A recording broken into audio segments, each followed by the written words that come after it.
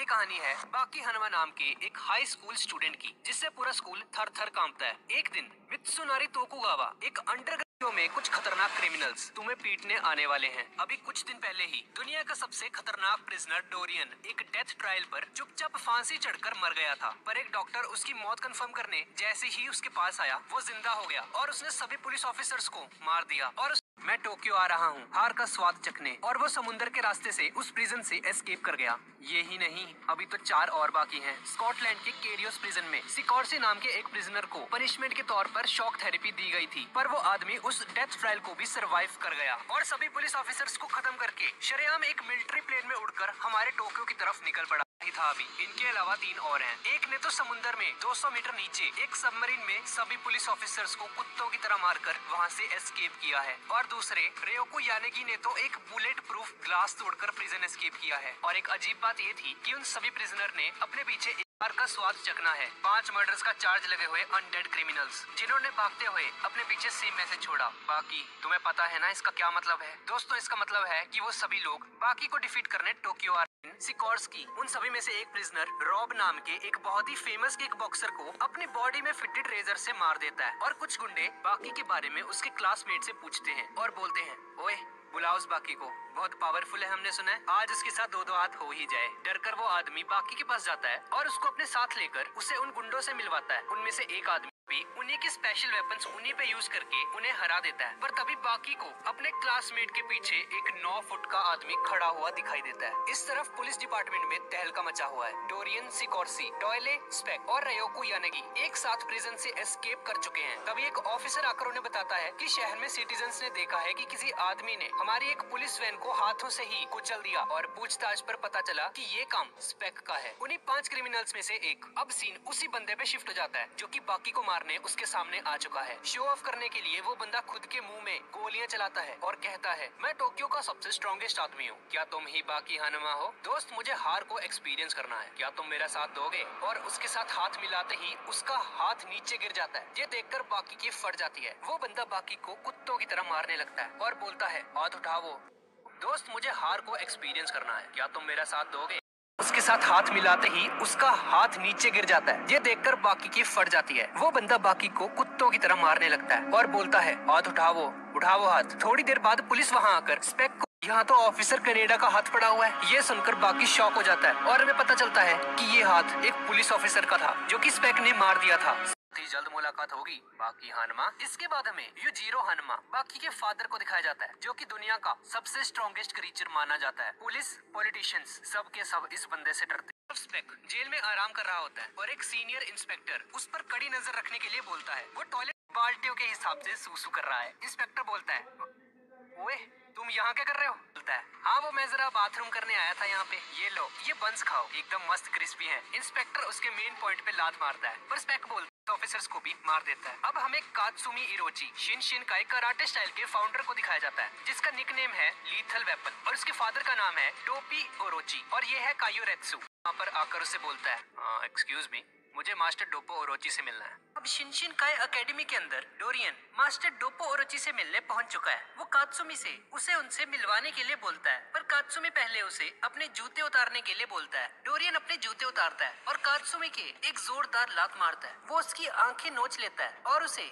जान से मारने की कोशिश करता है। कात्सुमी उसके एक किक मारता है, पर डोरियन उसके गले में एक लकड़ी का टुकड़ा फेंक कर मारता है और उसे कहता है, तुम में काफी दम है, लगता है अब तो मुझे मास्टर डोपो से मिलना ही पड़ेगा। कायोरेत्सु वहाँ पर आ जाता है और उसे बोलता है, अबे ओ, अपनी बराबरी वाले से टक्कर लेना, दम है तो मुझसे लड़कर दिखा, और इससे बचकर दिखा। और वो ले फिर इससे बचकर दिखा, और वो उस पर आग उगलने लगता है और उन्हें चकमा देकर वहाँ से भाग जाता है। मीटर की एक रेस में बाकी सभी को हराते हुए सबसे तेज भाग रहा होता है, जिसकी वजह से जमीन में गड्ढे पड़ जाते हैं, और लॉन्ग जंप में भी बाकी क्रॉस लाइन को ही पार कर देता है, जिसे देखकर सभी स्टूडेंट्स हैरान रह जाते हैं। उसके टीचर को समझ नहीं आता कि ये इतना स्ट्रॉन्ग कैसे है, और तो और पुल अप करते हुए बाकी पुल अप बार को ही तोड़ देता है, जिसकी वजह से उसका टीचर उस पर काफी गुस्सा होता है। 100 मीटर की रेस का वर्ल्ड रिकॉर्ड तोड़ दे तो क्या वो उसे पास कर देंगे इस टेस्ट में? उसका टीचर उसे बोलता है 1500 मीटर 3 मिनट 26 सेकंड का रिकॉर्ड है, ये तुम कैसे तोड़ पाओगे? पर बाकी बोलता है सर मुझ पे भरोसा रखिए, मैं ये कर लूंगा। बाकी अपने कपड़े उतार देता है और रेस के लिए रेडी हो जाता है। रेस शुरू हो जाती है और बाकी शुरुआत में ही रेस में सबसे आगे निकल जाता है, पर तभी उसे मसल क्रैम्प्स आ जाते हैं और बाकी का टैलेंट देखकर वो टीचर उसे पास कर देता है। इस तरफ कॉर्सी को अपने साथ लेकर वहाँ से निकल पड़ता है। इस तरफ पुलिस स्टेशन में स्पेक ने I will be back soon का एक पर्चा लगाया होता है अपने सेल के बाहर, और मित्सुनारी और सिकोर्सी एक जगह पर आकर देखते हैं कि वो सारे क्रिमिनल्स एक साथ वहाँ पर आ चुके हैं। मित्सुनारी उनका स्वागत करता है और बताता है कि मैं इस स्टेडियम का मालिक हूँ और अब ये बताओ कि तुम सब यहाँ पर क्यों आए हो?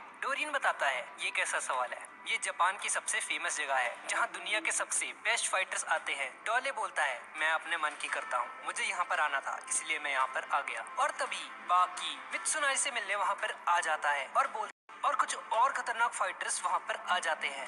अब वो 5 क्रिमिनल्स और टोक्यो के 5 बेस्ट फाइटर्स आमने सामने आ चुके हैं और ये है डोपो ओरोची, शिनशिनकाई कराटे स्टाइल का असली फाउंडर, और ये है कारोई यानमा। और ये यानमा इस 17 साल के लड़के ने उन क्रिमिनल्स को उसकी इस बात पर यकीन नहीं होता और मित्सुनारी उसे इस टूर्नामेंट के रूल्स के बारे में बताने ही लगता है। तभी ये बंदा बोलता है कोई रूल्स नहीं है इसमें, ये गेम अभी से शुरू कर दो, फर्क नहीं पड़ता कि तुम कहाँ हो, किसके साथ हो, नहा रहे हो, जिया के साथ हो, जहाँ मर्जी चाहो फाइट कर सकते हो। उन 10 लोगों की फाइट शुरू हो जाती है। बाकी बोलता है चलो ठीक है फिर मैं चलता हूँ, मुझे होमवर्क भी करना है। और ये बोलकर जा रहे होते हैं कि तभी कायोरेत्सु उससे पहले का बदला लेने उसके सामने आ जाता है और डोपो ओरोची उसके एक जोरदार लात मारता है। वो पहले से ही मौके की तलाश में था डोरियन को पीटने के लिए। डोरियन उस पर अपने आग वाले लाइटर से हमला करता है पर डोपो ओरोची उसके इस अटैक को आसानी से रोक देता है और बोलता है हाहा ये मेरा परफेक्ट डिफेंस है जो कि किसी मिसाइल से भी नहीं टूटने वाला। इस तरफ कांजी अकारी सिकोर्सी से उसका हाथ एक धागे से काट देता है। दरअसल डोरियन के पास एक स्पेशल लाइटर होता है जिसमें एक मकड़ी के जाले से भी ज्यादा पतला और नायलॉन से भी ज्यादा स्ट्रॉन्ग धागा निकलता है। डोरियन बोलता है ये धागा साइंस के नजरिए से एक चमत्कार है, बहुत पहले से मैजिशियंस भी ऐसे ही धागे यूज करते हैं अपने ट्रिक्स के लिए। पर ओरोची समझ जाता है कि जब उसने उसकी किक मारी थी पहले तब ही उसने मौके का फायदा उठाकर वो धागा उसके हाथ में डाल दिया था। पर ओरोची को इसकी आदत थी, दरअसल ट्रेनिंग के दौरान उसका हाथ बहुत बार टूट चुका था। और तभी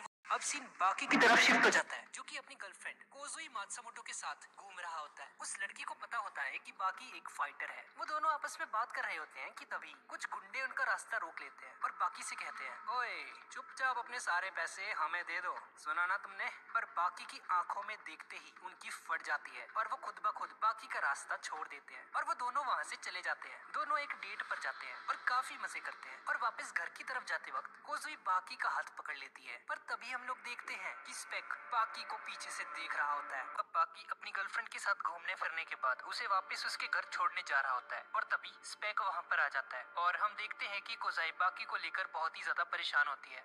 आ जाता है और फिर वो जैसे ही बाकी पर अटैक करने वाला होता है तो बाकी घूर कर स्पेक की तरफ देखता है तो स्पेक वहीं पर खड़ा खड़ा मानो जम सा जाता है। लेकिन इसी दौरान हानायामा वहाँ पर पहुंच जाता है और वो स्पेक की जबड़े को पकड़ लेता है और उसे बाकी से दूर फेंक देता है।